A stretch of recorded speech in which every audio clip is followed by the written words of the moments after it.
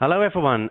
Good afternoon to you if you're joining us from Europe, and good morning for those of you joining us in the US and Canada. My name is Alistair Wheats. I'm in the team here at Analytica, and we're delighted to be joined today by Neal Schaffer, who's a leading expert on digital marketing and influencer marketing. At Analytica, if you don't know us, we are a software platform specializing in organic influencer marketing and influencer relationship management. And we also provide consultancy and analysis services as well. We're particularly excited to have Neal join us today because Neal is at the forefront of developing best practice and consultancy around the whole field of influencer marketing. And so I'm just going to let Neal quickly introduce himself, and then we're going to find out a bit more about Neal and hear what he has to say. Neal, do you want to tell us a little bit about yourself? Sure. Thank you very much, Alistair. Well, good morning, good afternoon, good evening to wherever you are in the world. Today, thank you for joining us for this 15 influencer marketing campaigns you should consider webinar. My name is Neal Schaffer, and just a little bit about myself for those who don't know me. I have been involved in the business of social media since 2009 when I began speaking and writing books, and I think that I give a very rational and fresh perspective that a lot of businesses liked and wanted me to speak and consult, and that really blossomed in its own business. So since 2009, I have spoken internationally, Europe, South Africa, Asia, here in the United States and Canada, obviously. I also am the author of 3 different books. My first 2 books were on LinkedIn. My third book was about social media strategy called Maximize Your Social, because I felt that was the greatest need the market had. Well, today I feel the greatest need the market has is really better understanding and leveraging influencer marketing. And that's why my next book, and we'll talk a little bit more about that, I'm sure, throughout the presentation, is on the subject of influencer marketing. And what you're going to be seeing today is a preview of that content for a book that's going to be probably published sometime in the summer of 2018. I also consider myself an educator. I'm really passionate about helping businesses raise their literacy and professionals raise their literacy in terms of social media marketing and digital marketing. So I actually teach executives social media marketing, social selling at Rutgers University here in the United States. I fly out to Ireland every year in Dublin, and I teach at the Irish Management Institute, part of their digital business program.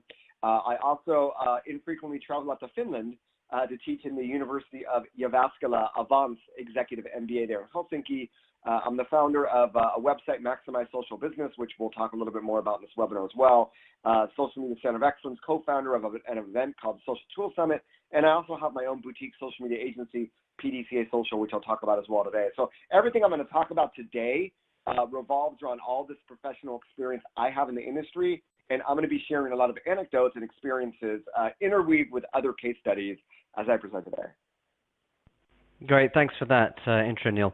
I thought I traveled around a fair bit, but I come a distant second, I think, on this webinar to your travels. What's the link between Finland, Japan, Ireland, and the US then? How did you end up getting in touch with these different universities?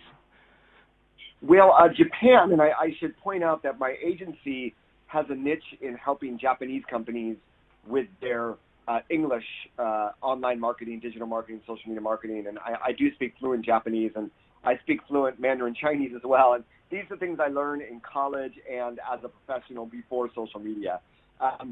Finland, Ireland, even Rutgers University, a lot of these opportunities came about really from being active in social media, being a content creator, being a content curator, and doing a lot of the things that I recommend businesses do and professionals do to yield more influence in their industry. And it unleashes a lot of different opportunities. And in all honesty, that's how they've been unleashed.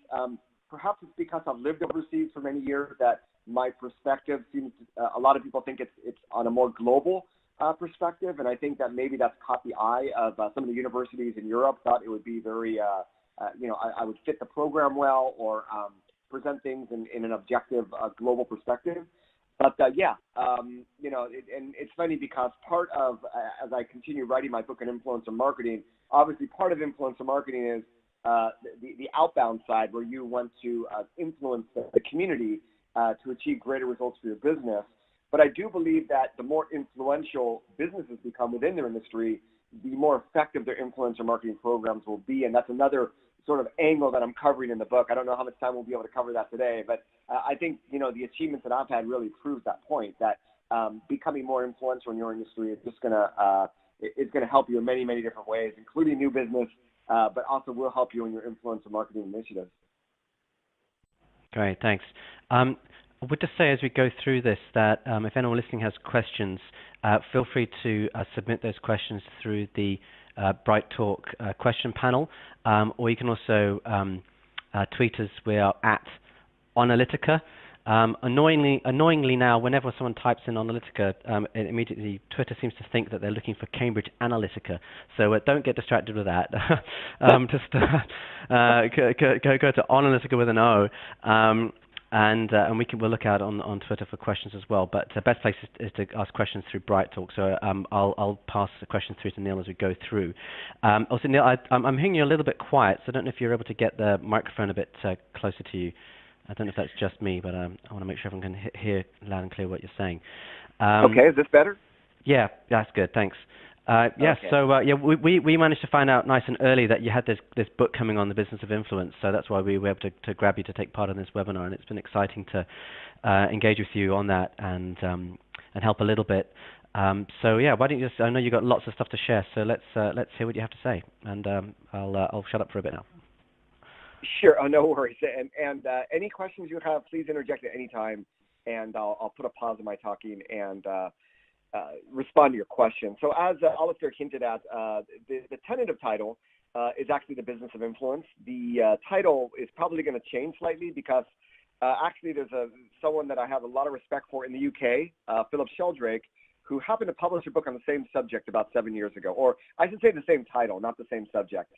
He looked at influence from a PR perspective. So the title is going to be changed a little bit, but really it's bringing together all the experiences I have together with trying to provide best practices that I'm going to be going through here as well in this webinar on influence marketing, both as someone representing companies that has reached out to influencers, but also someone that has taken part in influencer marketing campaigns as an influencer. And it's this double-sided perspective that I bring to the table that you'll hear obviously more about in this webinar. So I can't list the company names of the companies I've worked with. I think some of them I'll be presenting in the webinar, but I've worked with a lot of companies, B2B, B2C, big and small. So what are we going to cover today? So obviously the title is, these types of influencer marketing campaigns that you should consider. And whenever I present, I like to make sure that we're all at the same wavelength vis-a-vis our understanding of influencer marketing. So I'm going to start with sort of a reminder of the current state and the opportunities that abound. We're going to talk a little bit about strategy and KPIs. And it's really important because as you look through these case studies, every different type of influencer marketing campaign is going to help you achieve a different type of results. It's going to speak to a different KPI. So really today is to inspire you as a marketer to think outside of the box with your influencer marketing initiatives, in that there's a lot of different things you can be doing. And this is another reason why I'm just so bullish about the influencer marketing economy and how I think, and I'm very, very confident, I think the folks at Analytica would agree that it's really, we're really at the tip of the iceberg, not only in terms of the size of the market, but in the ways in which companies of all sizes and all industries can really be leveraging influencers. So that's sort of my disclaimer as I begin my presentation here. So I will jump into this first section here. There we go. Of the current state of influencer marketing from my perspective. Obviously, this is also using data. We know that the influencer marketing market is for real. This data that's often quoted, this 2016 $1 billion, 2017 $2 billion, a lot of this comes from just influencer marketing on Instagram alone. Now, we know that B2B companies, influencer marketing budgets are primarily not going to Instagram.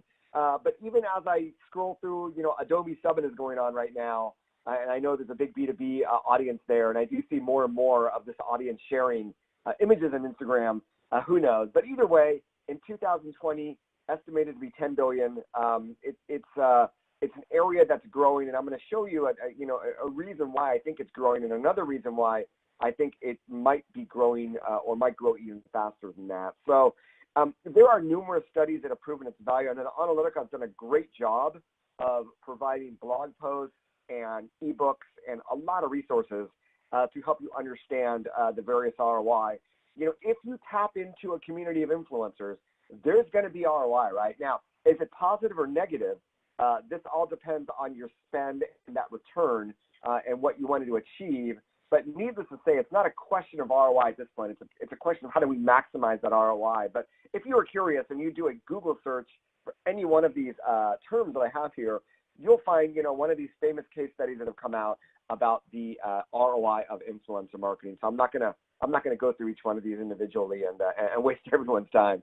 And really, it works because people trust people, and there's no better way of getting validation when someone recommends your company, or even indirectly when someone talks about your company and people construe that there is some sort of a relationship, that they are a customer, a partner, an advocate, or what have you. This really taps into human nature, and it's why it's so powerful. You can push an ad in social media all you want, but at the end of the day, it's coming from the logo of a brand. It's not coming from a person. And you begin to see why I believe we're going to see a massive shift of budget from paid social, now that it's become a huge budget line item for so many companies, into influencer marketing as we proceed forward over the next few years.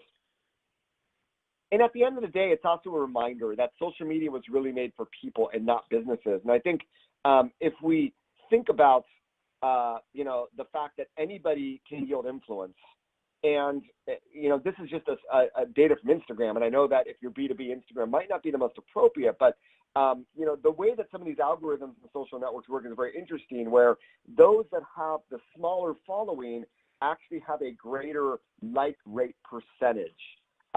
Once you get to a certain size, that actual average engagement rate may drop. So we've seen this, this movement away from sort of celebrities, even away from what we call macro influencers, to more micro influencers or even nano influencers, because anybody can yield influence in social media.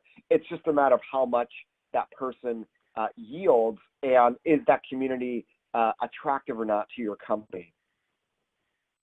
But the fact that social media was made for people is also a reminder that if you want to defeat social media algorithms, and Facebook is the devil in many ways, recently here in the United States, and I'm sure in the United Kingdom and globally as well.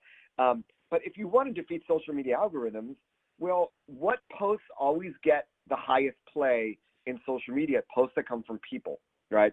It's the same reason one of my clients that I am a social media advisor for, we are not using LinkedIn company page to promote the company. We're using employee advocacy and the voice of the founder and CEO to promote the company through, dozens of personal news feeds on LinkedIn, rather than one company page where we know we're going to have to battle to get any visibility in the news feed. So just as employee advocacy, we know that works for B2B companies, influencer marketing works in a similar way by tapping into the power of people and how they can defeat social media algorithms. So you leverage people power. And obviously, it's not just any person. You're using, the greatest in technology that Analytica offers you to try to find those key people in key communities that have influence that can really help your company be seen or achieve whatever KPI that you may have. And this is the only, I haven't even published this on the internet, but I was actually in Beijing during the whole Tiananmen demonstrations back in 1989. So you're seeing a vintage photo. There's a crack in the photo frame there. But you're seeing a vintage photo of actual newspaper writers and workers for the Communist mouthpiece, the Renmin Erbao, or the People's Daily, actually demonstrating. So this is the best representation of people power that I could find. Anyway, that's some history for you from China. Let's keep moving forward. I think that another reason why influencer marketing has grown by leaps and bounds, and I think this primarily has to do with consumer-facing brands, although I think it's going to become more and more important for B2B brands, is really this visual social challenge that companies are used to creating visual advertisements. They're not used to posting like people would post. And it's just very, very hard for them to match the authenticity of people's visuals, of people's thoughts. And it's why you have companies like Disneyland, you have iconic brands like Ritz-Carlton that curate, in some cases, 100% of their Instagram content. We talk about content curation for B2B brands on Twitter. Well, these are consumer brands that are curating people's photos, and that's it for their Instagram newsfeed. It's 100% user-generated content. So the emergence of visual social and the challenge for companies to visually represent themselves, and I think if you're a B2B brand, it's even a greater challenge. This is another thing that's pushing influencer marketing, and leveraging user-generated content is one of the actual 15 types of campaigns or influencer marketing methods that I'm going to be talking about today. So that's a nice lead in there. We also have the economic issues of scaling. So if you want to grow your program, and with more social media users and more of your budget, going into social media, we're trying to figure out how do we gain more ROI from the market. So we come down to people, process, tools. You can hire more people. You can try to tweak your processes. You try to find more efficient tools, get in a more efficient workflow. Obviously, after that, we've had the emergence of paid social, which I think, back in 2013 and Maximize Your Social, when I was talking about it, it was still in its infancy, and many brands were saying, why do I have to pay to play? Well, I think that situation has really changed, and companies are very, very much used to paying and are happy to pay, and paid social budgets become a mainstream of marketing budgets now in 2018. But we also have this digital relationship marketing. This is really the final frontier. This is where you leverage people power. And I call this also leveraging the other, but it's really this combination of managing relationships with employees, fans, and for the topic of today, influencers, in order to scale your social media program, your digital marketing through people power.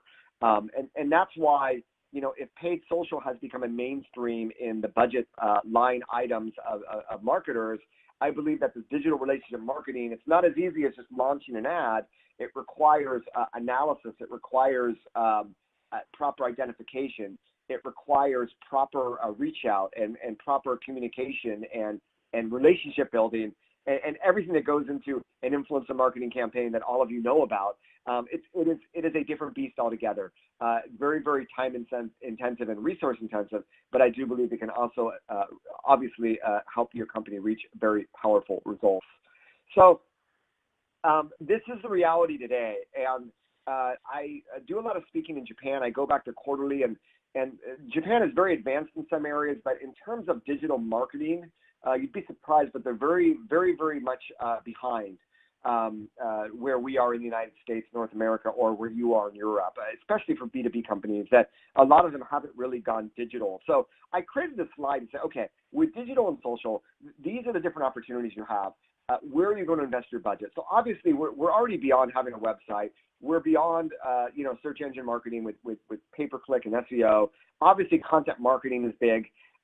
Email marketing and marketing automation is still important. You then have your social media marketing or organic and paid. And then you have this digital relationship marketing of employees, fans, and influencers that I talk about. And I've circled three of these because I consider these three to be the social inside digital, right? But these are also the three areas that are growing and that have the most potential.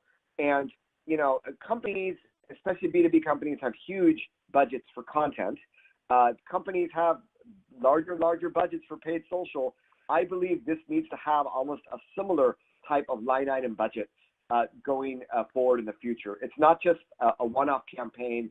It's a continual investment into building up this marketing silo into delivering more and more ROI for your company. And that's why when you begin to think of it this way, you begin to see that, wow, most influencer marketing budgets are still way less than everything else we're looking at here. And I think we're going to see those grow exponentially over the next few years. Oh, just Neal, a question on that about budgets. What are the sort of things that money needs to actually go towards? Because where we're seeing budgets being assigned to influence marketing, most of it is kind of in the form of payments directly to influencers, and it's kind of just a move of advertising spend to influencer advertising spend effectively. But we are seeing in some businesses that are focusing more on the organic, the investment maybe is more into people internally to actually spend time building the relationships. I mean, what are the actual things, maybe looking at this from a more organic point of view, that the budget needs to actually go towards? What does the money need to buy? Hey, Alistair, you're sort of breaking up as you speak. Your voice sounded very crackly. I don't know why. Hopefully my voice sounds fine, but I can are hear you you asking fine. about? Okay, that's the good thing. Are you asking about? And you know what I'm going to do? Try this. Maybe this is going to be a little better. Are you asking about the as far as influencer marketing spend, that paid versus organic component? Yeah, I'm just asking in terms of organic spend, what are the sort of things that brands need to be thinking about investing in? In the paid side, they're just paying money directly to influencers, but on the organic, the money needs to go into different sorts of activities. Just wondered if you could Sure. talk to that, and I can hear you fine. Sure. I think, and I don't want to equate it with media relations, but you are engaging with people like you would have engaged with the media back in the day. The media held influence over communities, and they still do, and people yield more influence. So you very rarely would pay off the media. And I think that would go against that. That would almost be sort of bad standards and poo-poo in the industry. So basically, you're investing in obviously tools and platforms and technology like Analytica to help you map out communities and to help you better manage your relationships with influencers. That's obviously this technology spend is going to be part of it. You're going to have a people spend in the people that are working on the program, and it's sort of going back to the original days of organic social media in that it takes time to get to know people, right, and to build relationships with people, and it requires people to do it. And, I got a question on my blog the other day, Neal, how long does it take to leverage the other? How long does it take to develop relationships for digital relationship marketing? And the analogy is, I dated my wife for about a year and a half before we got married. I know some people that date for 6 weeks before they get married. I know some people that have been living together for 7 years and have never been married, right? So everybody is different because it's people, and you can't sort of cookie cutter that approach. Some people you'll be able to develop relationships with faster. Some take a little bit more time, but it requires that spend of people in your company, or if you work with an agency, to actually do the reach out to those people. There's also, different spends. Once you see the different types of campaigns, you may say, you know what, we want to have a budget for product. We want to be able to give out free product or to give out discounted product. Maybe after seeing this webinar, you think maybe we want to do some sort of an event just to sort of experiment with tapping into the power of bringing influencers into events and seeing how that can amplify our brand. And so maybe you do an event that is that whose budget is sort of shared maybe between sales and influencer marketing, right? And another line item is definitely there are influencers. There is a paid approach. Obviously, I know that Analytica and I as well are big proponents of this organic community building approach, and I think it's really important, especially in B2B industries where people people don't want to be paid off. They want to be part of something. They want to do the best work they can for their communities and for their companies, and they only want to work with brands that they really trust. On the consumer side, it's a whole different story. I'm going to show you a marketplace today of Instagrammers that you can pay just for a shout out on their Instagram profile. And I don't know if they're judging who they wish to work with or not. So those are the different things that you're looking at in terms of your budget spend for influencer marketing. I'm hoping that answered your question, Alistair. Yeah, answered it very well. Thank you. All right, excellent. And it's just like social media marketing in general. It's people, it's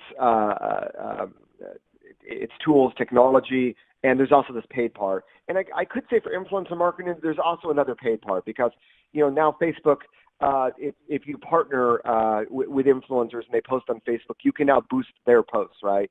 So, and I know that my agency, when we work with influencers, we often like to not only publish their posts on our pages, but also to boost them with paid social as well. So, part of that organic social media marketing and part of that paid social media marketing budget should be allocated to influencer marketing going forward in such a way. And you could even say the same for content, because now part of your content marketing is going to be coming from influencers or being created together with influencers. And this is a whole section of 1/3 of these 15 different types of influencer marketing campaigns that I'll be talking about have to do with content. I know if you represent a B2B brand, that's obviously something that you'll be very, very interested in. So, Alistair, am I clear to move forward? Yeah, absolutely. Thanks. All right, very good. So, and this goes back to the fact that we're not just thinking of influencer marketing, and this goes back to sort of the organic versus paid approach to influencer marketing. And I think that, B2B brands have known this early on, even consumer brands are realizing it's not a one-time campaign or a seasonal campaign. It's about there's a community of users that influence the people that you want to reach, and it's about being part of that community and building long-term relationships. And when I recently spoke at Social Media Marketing World, I put up the slide and literally had everybody repeat this after me, and everybody did, which I was very happy about. So I think if we all remember that it's about this community and not about a campaign, as we go through these different examples, it's just going to help. It's just going to help you a great deal, because with relationships, the longer the relationship, the more you work together, the more rapport you have, the greater that ROI comes after time, right? So the other thing is that your community, when I talk about this, you may say, well, we're already number one in our industry. We already have 100,000 Facebook fans or LinkedIn company page followers. We already own the community. The fact of the matter is, you're always a small subset of the potential community. And this is an example, and like I said, this comes from my presenting in the Social Media Marketing World, of this slide as well. Social Media Examiner has 520,000 Facebook fans. They're considered sort of, the number one source for social media information. Yet, if I look at the total amount of United States Facebook users, this is the United States alone of 160 million, and those in the United States that have an interest in social media marketing, according to the data that Facebook has, don't know where they got it, but they say there's 14 million people that might be interested in social media marketing for whatever reason. And therefore, even though Social Media Examiner is doing wonderful and has a predominant share of voice, they have only reached a small potential of their community. And I think that this is the same for most brands in any industry, that you're always at a small subset. There's always new people, new companies that you can be reaching out to. And that's obviously where influencers can help you a great deal. So before we go into these distinctive types of campaigns, just a very, very brief talk about creating your influencer marketing strategy, because whatever campaign or type of outreach you want to do, it's always beginning with the end in mind. As you invest more in influencer marketing, you always want to make sure that you're achieving those objectives. So you first need to determine what is the objective. Then you're going to be able to figure out the type of campaign that makes the most sense to help you achieve that objective by beginning with the end in mind. I'm a big fan of Professor Edwards Deming. This is a framework I use for all of my social media strategies.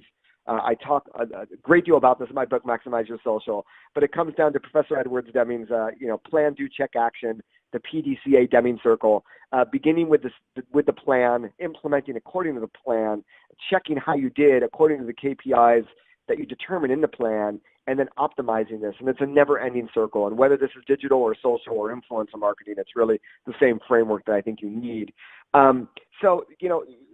We begin, unfortunately, it looks like slide was flattened. Oh, there we go. Okay, good. There's some animation here. In fact, I'm going to go back for the greatest effect here. So what you see here, and in my experience, both as an influencer and in engaging with influencers on behalf of brands from my agency, or as I do more research and look at all the case studies that have been published on the internet regarding influencer marketing, I think that this sums up the most popular objectives for influencer marketing. And some campaigns obviously have multiple objectives. Increasing brand awareness is still huge, right? Amplifying the reach, engagement of content, growing your community, generating website traffic, getting people to try a product. And if you just want to get your product in the hands of people, boy, influencer marketing is a really easy way to do that. Generating leads, sales, obviously. Search engine optimization, getting people to publish content with links leading back to your website or keywords that are going to help your company's SEO. Even ad spend ROI of saying, you know what, we're spending this much in paid social, let's move some of this over to influencer marketing and sort of compare the results and see if we can get better spend for our ad spend. Or maybe we put our ad spend on promoting what we're doing with influencers and we check those results versus all the other paid social spend that we're doing. So for each one of these objectives, obviously, we now have a KPI. Now, these are just examples.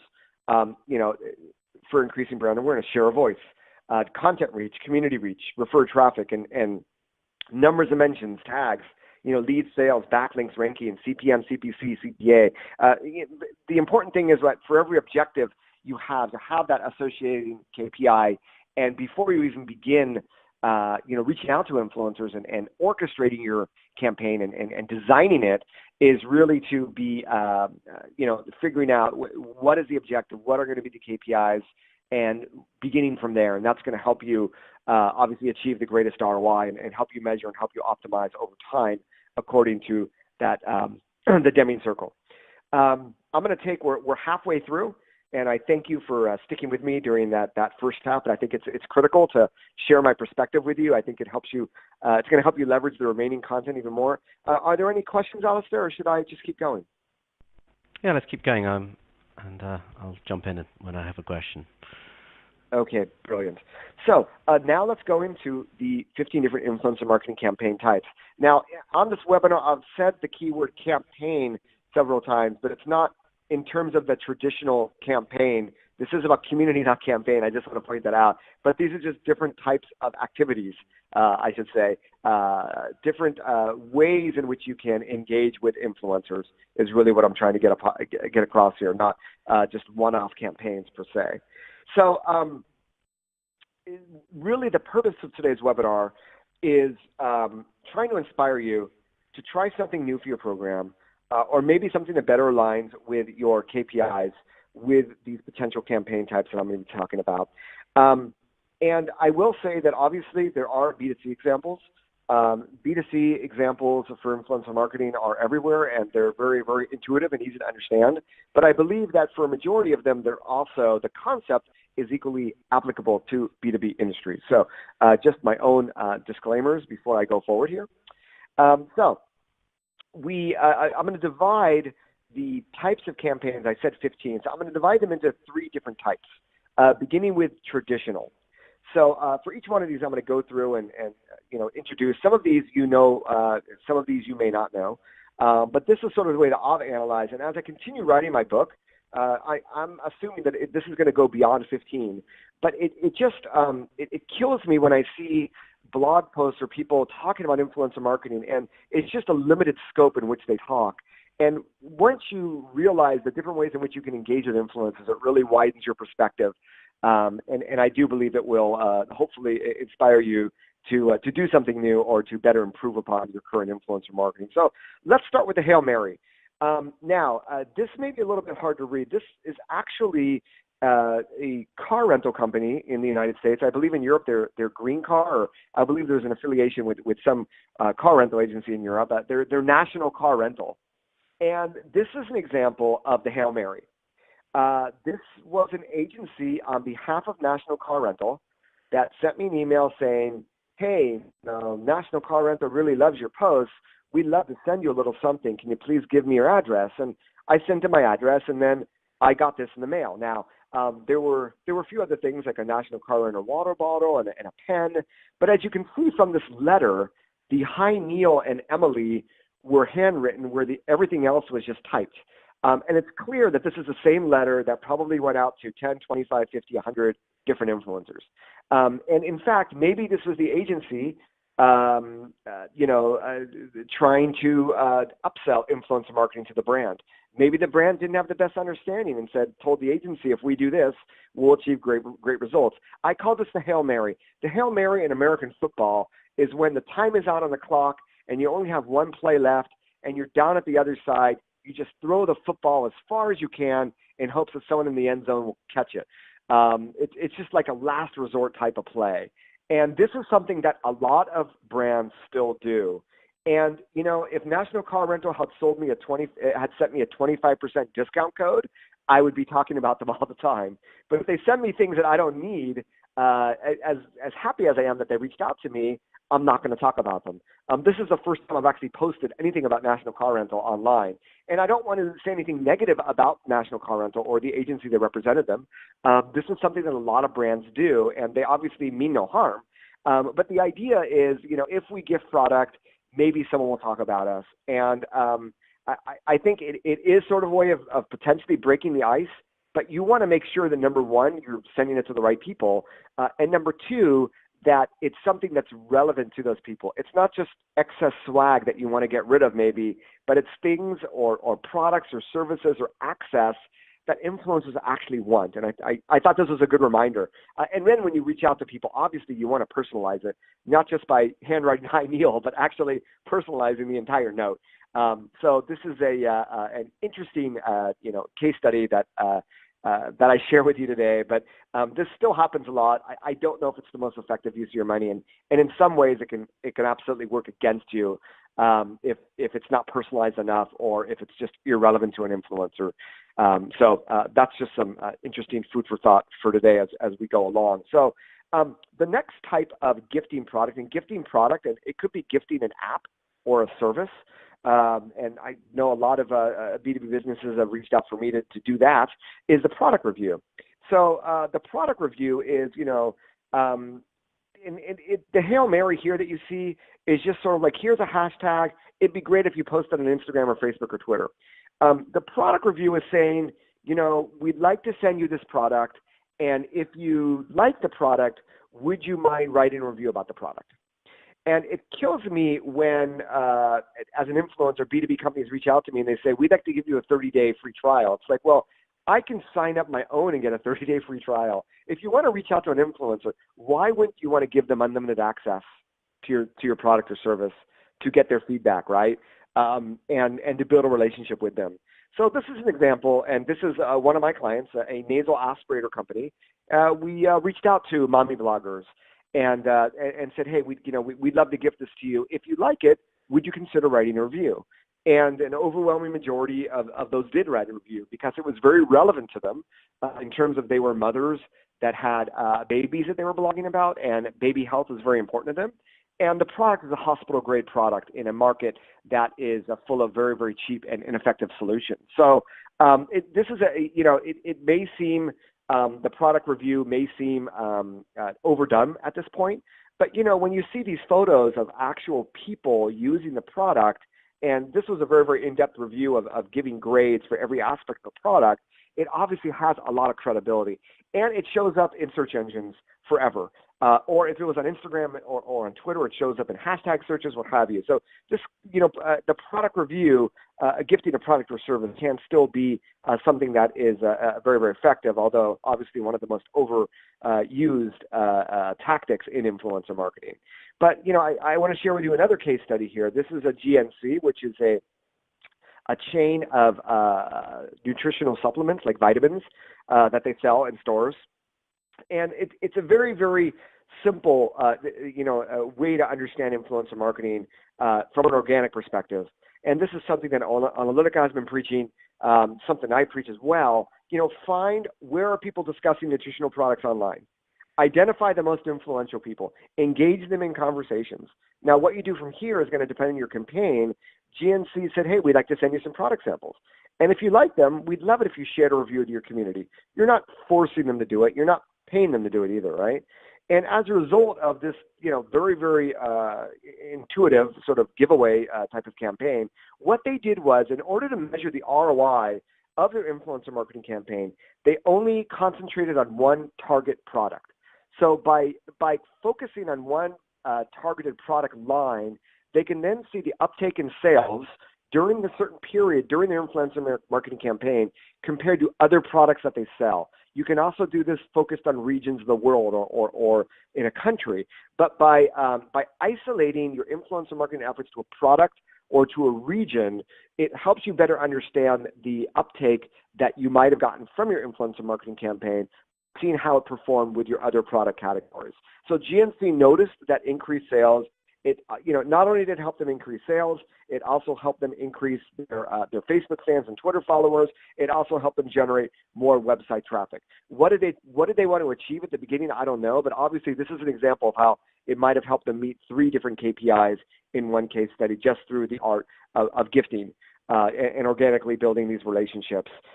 Here's another, and my apologies, this also comes from the B2C world, but this is something that startups do quite frequently. In fact, for startups, just to get people to use them and to give them feedback is sort of critical. But this is a protein-enhanced pancake and waffle batter company or pancake and waffle mix company based out of Boston.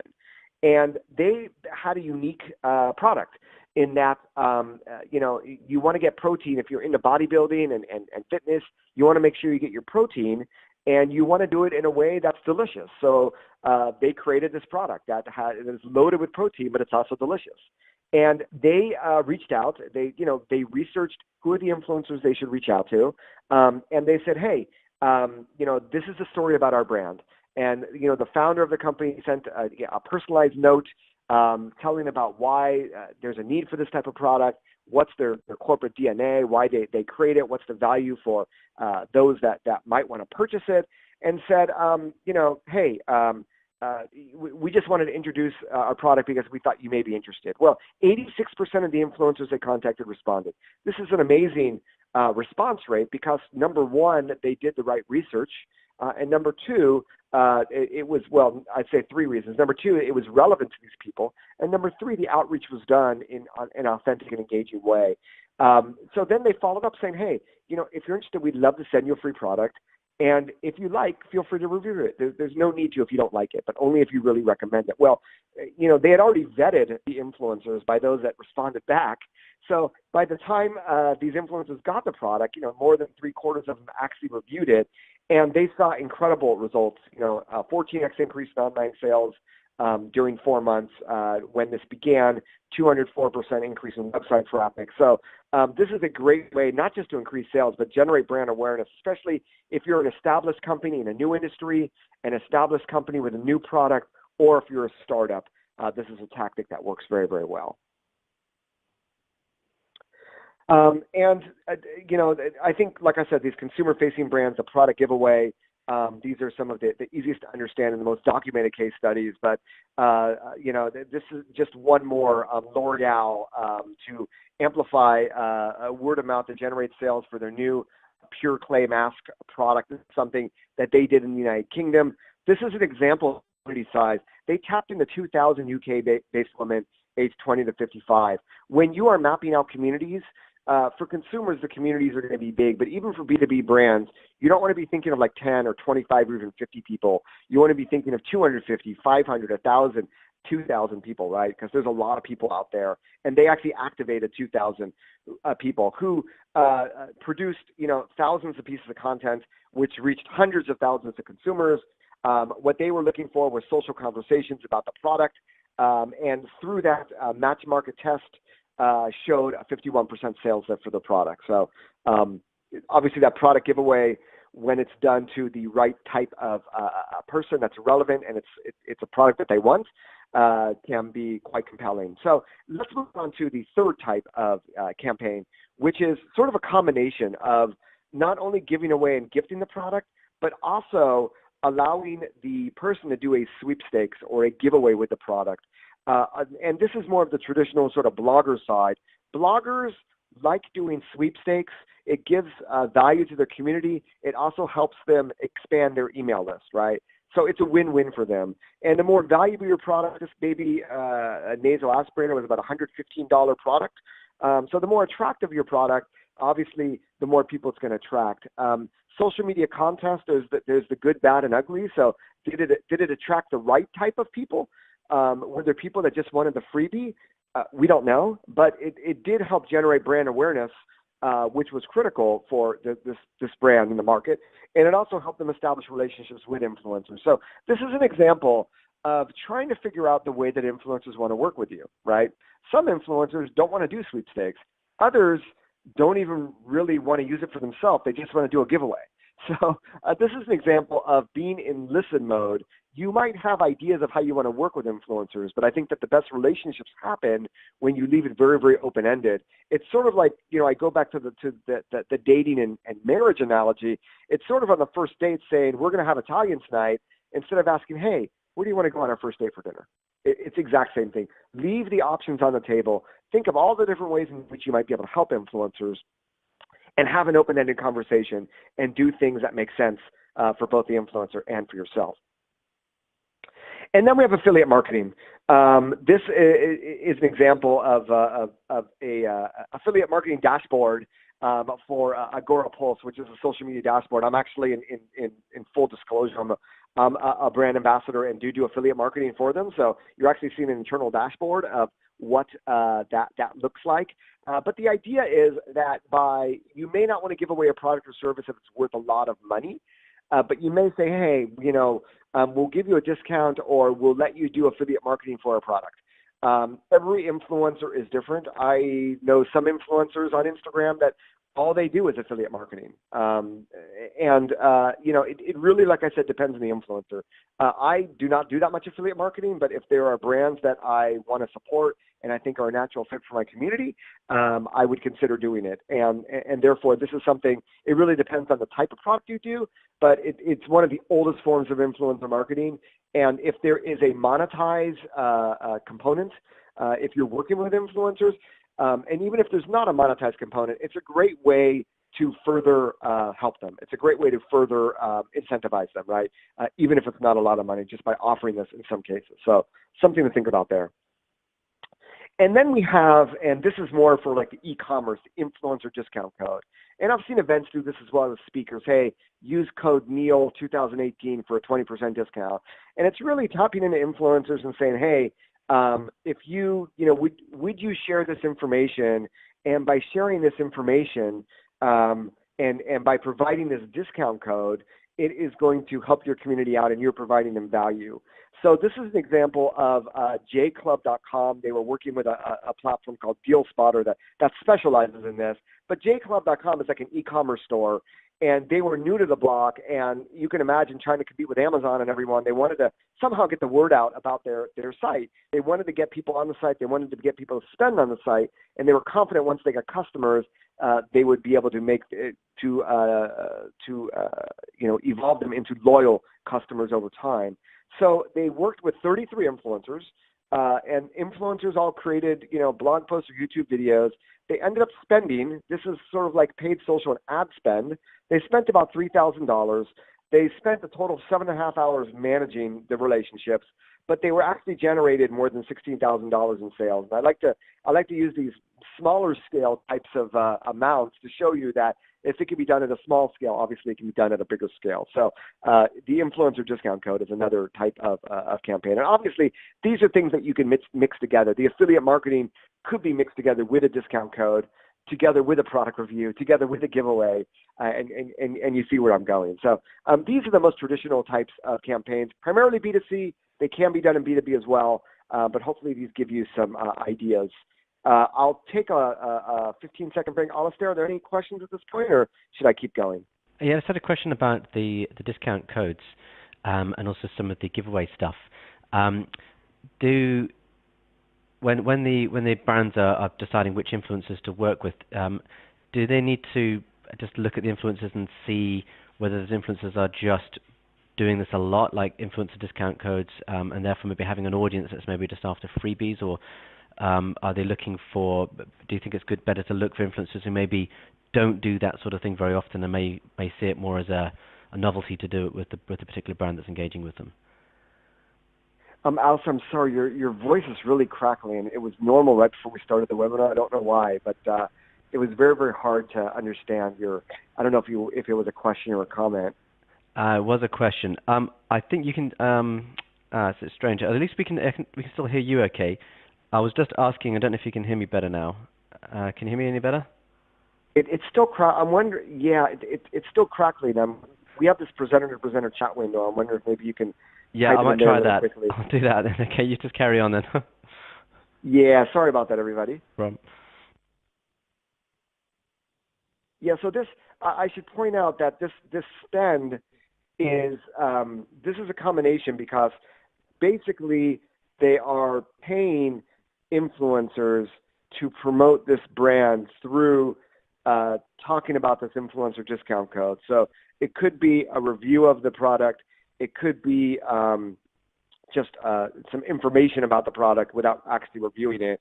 But the notion is if they're creating blog posts and YouTube videos with these discount codes, it's basically almost like sponsoring content, but by saying, please make sure you use this discount code, which is tied to an influencer to help them provide additional value. But it also helps jclub.com find out who might be more influential than others in terms of generating sales, right? So out of the 33, they generated $16,000.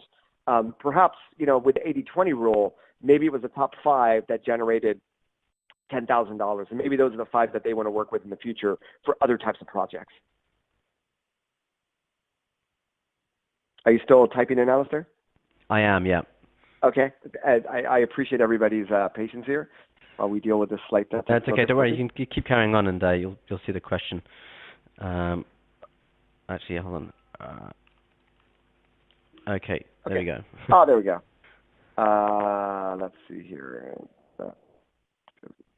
So my question was about discount codes, giveaways. Do brands need to look for influencers that already do that sort of thing, maybe have an audience who are looking out for, or better look for influencers who are new to that? Well, that's a great question. I think, there's influencer identification obviously is the greatest challenge for marketers, and it's why Analytica exists, obviously. But one of the things that you need to look at is what are they publishing right now? What sort of content gets engagement, right?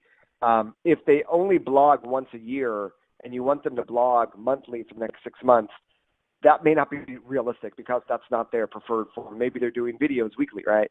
So you need to sort of match your activities with their activities. Clearly, if they have an audience looking for discounts or deals, I don't know if that's going to be the best audience, unless those discounts and deals are all related to products and services that are relevant for your industry, right? And it's also, influencers who are new to that. I don't think you need to teach influencers to do giveaways or what have you. I think it's less about that and more about, once again, let's take away whether they're doing giveaways or not and really focus on those people that have influence in the communities that we want to influence, regardless of what types of promotional activities they do. And really from there, create one-on-one relationships and try to understand what it is how they want to work with you.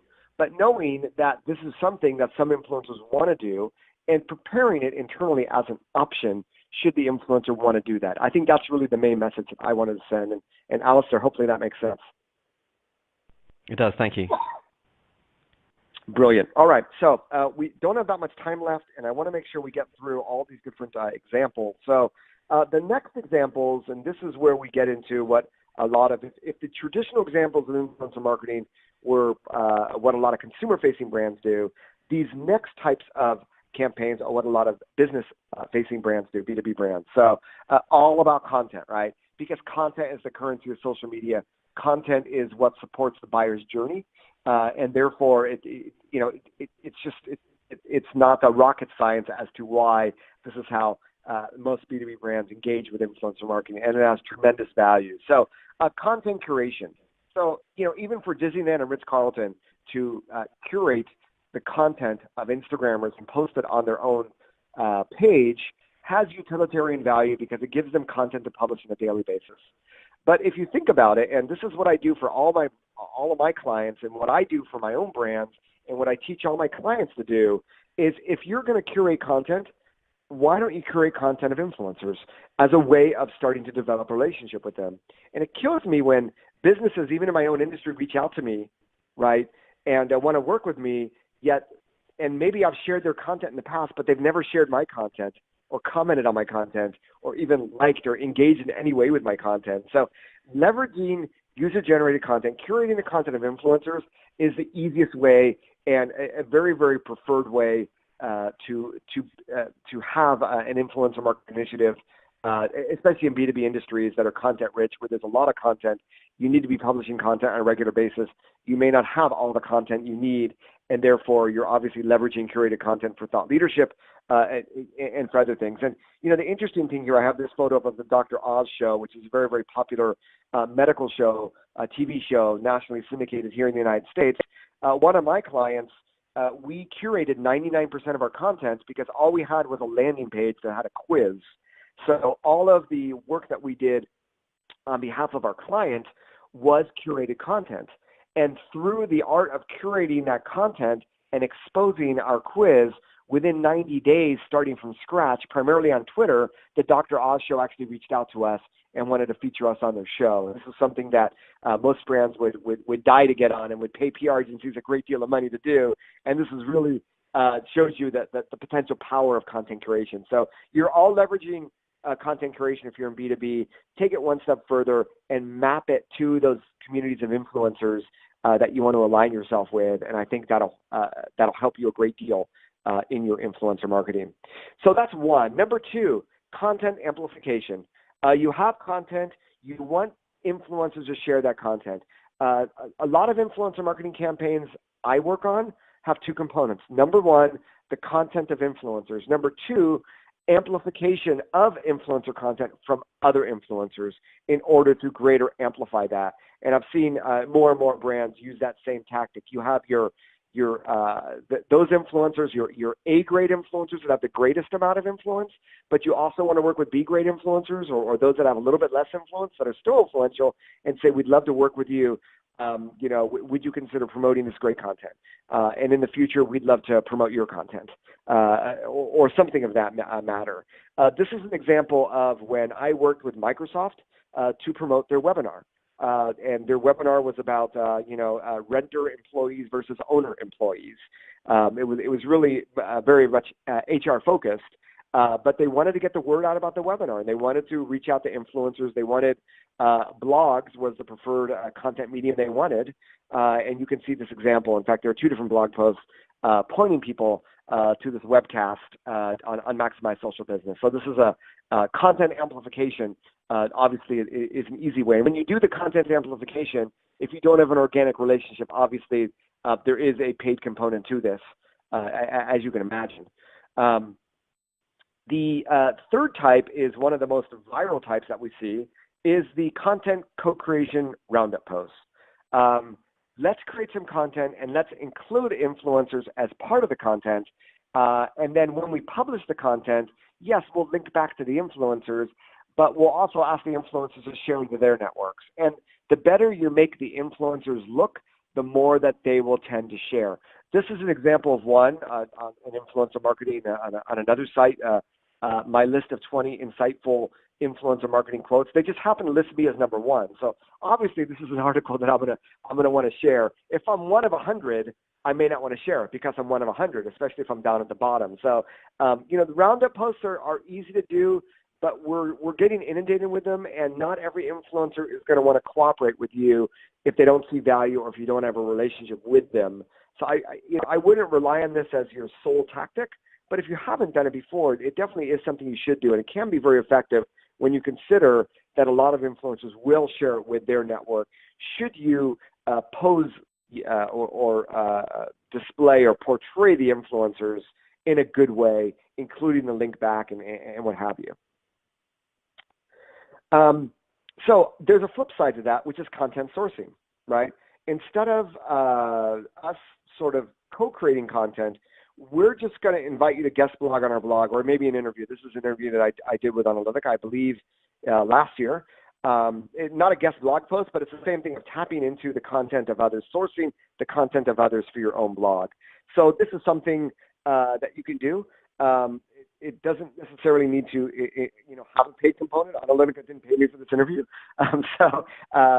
Obviously, by opening up your content to influencers through co-creation or through content sourcing in such a way, you get that side effect that not only do you get great content and a unique, fresh perspective, you get validation because you have a third-party subject matter expert that is, contributing to your site, but you also get that effect that influencer might help you amplify that content. So you're really achieving a few different objectives here. And then you have the pure content distribution. We have a great product. We want to get the word out about it. We're going to create some content. We'd love it if you feature it on your website. You see this being done a lot with infographics, right? Here's a great infographic. Will you publish it on your website? This is an example of sponsored content. This is a paid, and some infographics are paid as well. Not everybody will publish them for free, of a content marketing tool called Content Cow, of sponsored content on Maximize Social Business. Really, using my words, but also based on their content to create something of value for my community, which also help them reach their goal of content distribution. Alistair, I'm going to keep going because I want to make sure we get to the end. I know we're at the top of the hour here, and I think we have 15 more minutes we can go. So if you have any questions, I'm going to get to them at the end, but I'm just going to keep on going. So these other types are, I think, more newer, more exciting, more experimental that you should consider. Some more relevant for B2C, but let's go through each of these together as we go through these last 5 types. The shout out, okay? This might be a little bit difficult to read, but this is actually an advertisement of someone that says, hey, I am a Bollywood actor. I am verified on Instagram. And for $200, I will publish a shout out post on my Instagram saying that people should follow you. And 2 hours later, I'm going to delete that post. And if you want me to put a link, if you want to make it permanent, if you want a bio link, this is how much you pay. This is the shout out. And it's something that, let me get to the slide a little bit. This comes actually a screencast from a site called Shoutcast, I believe is the name of the site. And it specializes in facilitating these shout out deals. And as you can imagine, these are primarily done on Instagram. And you might think, what sort of value does this have? Well, there's an Australian internet marketer who blogged, and I'm going to read this to you. This technique seems to work well when promoting clothing or health products. For example, I promoted a set of women's sports tights on a relevant page that had 2 million followers. I paid $200 for a 12-hour post. During the time, I ended up with 25,000 new followers on my women's running clothes Instagram account and 1,000 people at my website, resulting in 50 sales. The sale value was around $25 profit per sale, so my campaign was profitable, and the followers I gained allow me to promote again for free this time.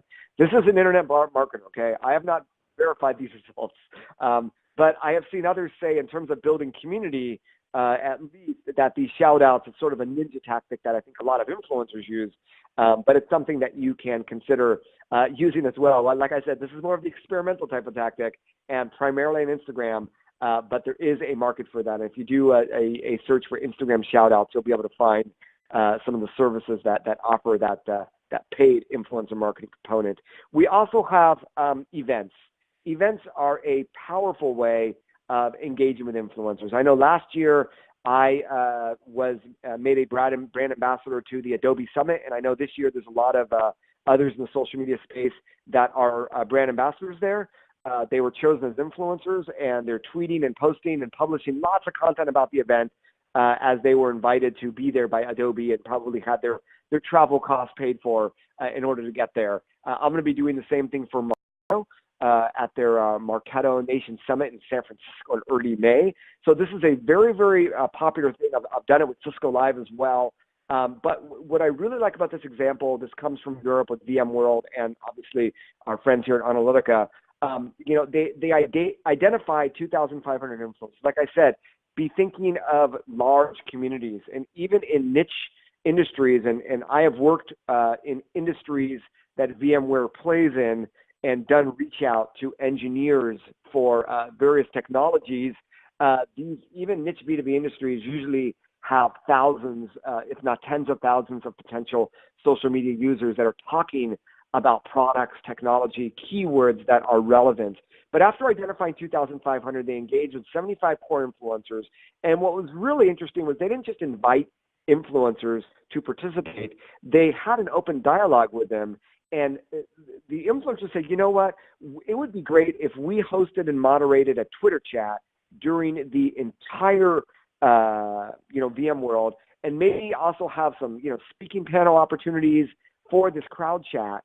But really to be able to provide the information from the event so that people worldwide, not just in Europe, but everywhere, can leverage this content. So as a result of this, there were 2,500 online participants in addition to the engagement with the attendees at the event. 469 posts generated to reach a 1.3 million. Brand awareness they measured increased by 20%. A great example with specific KPIs that were measurable by including influencers as more of an integral part of your event. And I just love that example. You could create an event just for influencers. Now, I love General Electric because GE is one of the most innovative brands in social media. They're often the first to a lot of different social networks. They realize that Insta walks, where photographers, go around and take photos together of city scenes or what have you, were sort of popular. So they said, you know what, we want to tap into the Instagram community. We're going to create an Insta walk for GE, and we're going to invite Instagram users that are photographers. We're going to have them submit applications, and we're going to choose 6 of them to actually tour our aircraft engine factory, right?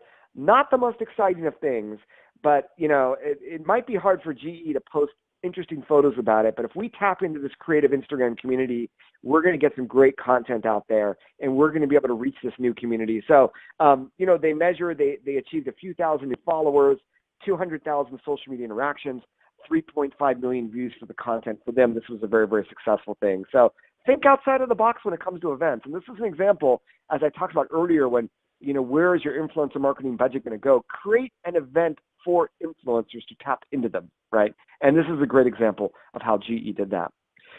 We also have brand ambassadors. So a brand ambassador, and I mentioned I'm currently a brand ambassador for Agora Pulse, and I've been an ambassador for On the Pond Airways. And brand ambassadors are long-term relationships, right? It's not just publish once, what have you. And On the Pond Airways is an example of a brand that used me as a brand ambassador, long-term on multiple occasions, flew me to Japan twice. I got a tour of their aircraft maintenance facility, got to ask the technicians how they plan on maintaining the brand new 787s. I got a chance to see how they train their air flight cabin attendants and understand the training that they go through. I got to actually interview their marketing team and understand their social media strategy and actually advise them on their social media strategy. So it's really about opening up your brand for influencers and making them advisors, right? Bringing them in on a regular basis. And not only so that they continue to talk about you, but also that you can continue to learn from them, especially if you consider them a thought leader in your industry. And I think those are examples of some of the best brand ambassadorships that are out there. And then we have the account takeover. And I have seen this.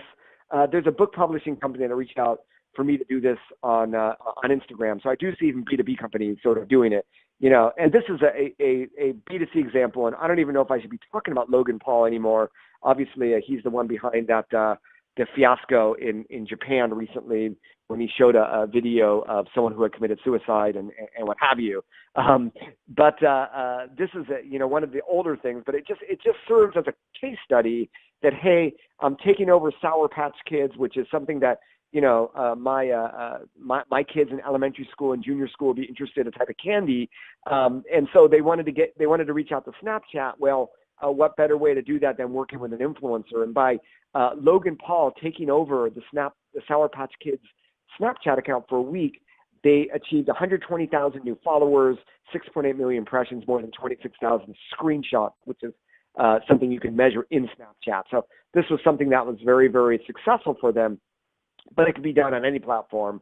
And yes, it could be done with in a B2B perspective as well. So the future of influencer marketing, I believe, is product collaboration. And I say this because at the end of the day, we see it more on the consumer side, that influencers want to monetize their community. And the ultimate way to do that, just like any business, is to have a product or a service. So why not partner with an influencer and actually create a separate product that you work together with the influencer? I am currently working on a deal to resell a type of software in Japan. And I'm only doing this because a company reached out to me as an influencer and said, you know what? if you can obtain a reseller license for Japan, I think there's a great way that we can work together. And now you're sort of creating your own product, because now you own a product and you generate profit off the sale of that product, right? So this is the future. Like I said, primarily in B2C. I can also see it happening in B2B of working with influencers. And we see this a great deal in China. China is the manufacturing capital of the world, so it's no surprise. But this is a great article from Ad Age if you're interested. It just came out last month, and I'm going to read this to you. The trend toward influencers selling their own brands seems especially pronounced in the fashion category. This venture capital firm said last year 5 of the top 10 women's apparel brands in the biggest online shopping platform in China, Alibaba Group's Taobao, 5 of the top 10 were founded by influencers, right? So this is a trend that I see coming. A lot of influencers want to create their own products or create their own services or somehow monetize their communities.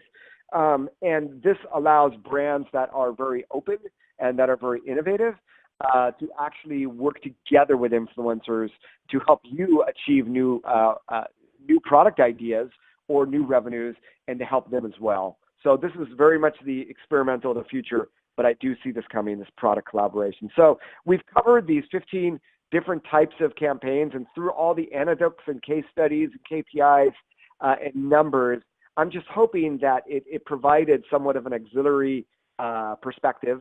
It also hopefully inspired you to give you some new ideas, some fresh ideas for your influencer marketing. So the summary, and it covers just more from talking about these 15 campaigns, but about influencer marketing in general, trying different campaign types to maximize your ROI, trying different content mediums, GE going into Instagram with photos, which they may not have done before, trying different social networks, trying different influencers or prioritizing better performing influencers over others, that influencer discount code of finding who are your true influencers and creating deeper relationships with them, finding your true brand advocates and scale their presence. Once you convert those influencers into brand advocates, obviously, how do you include them? And maybe that product collaboration is one of the ultimate ways in which you might want to include them if they prove to be extremely influential for your brand.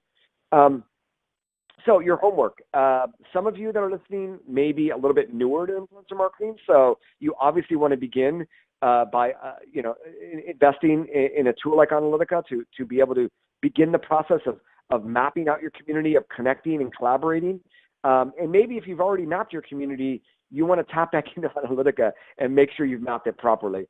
Maybe you want to remap your community. And actually, this remap your community probably should have been in the optimized side. So even if you've been doing influencer marketing, hopefully you see that you may want to go a little bit broader with your efforts. So go back into Analytica, remap your community, try new types of campaigns, try to convert influencers into brand advocates, adjust your marketing mix, right? Invest a little bit more in your influencer marketing once you start to see the type of ROI that I've been talking about.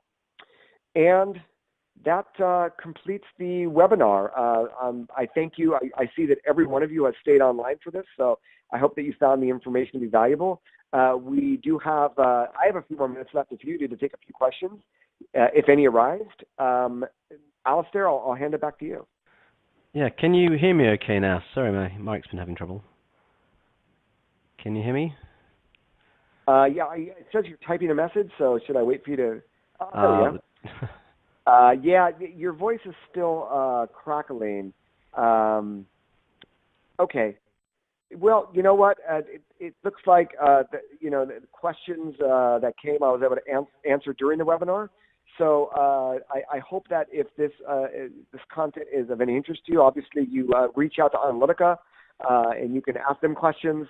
If you have any questions regarding the content specific to what I presented, feel free to reach out to me. And obviously, here's the link here if you're interested in the pre-publishing campaign for this upcoming book, which is going to include all this information in a lot more depth and a lot more, as you can imagine. So, Alistair, I guess everybody can hear you, even though I can't. So I'll hand it back to you to wrap up this webinar. Well, I don't know if everyone can hear me, but I'll try anyway. Just wanted to say thank you, Neal. It's been great. There's been a lot of really good content, and I know you put a lot of work into getting all of this information together. So thank you very much. And yeah, we hope we'll be doing more stuff with you in future. And thanks everyone for joining. I think we'll say goodbye now. All right. Thank you, everybody. this Bye. officially ends this webinar.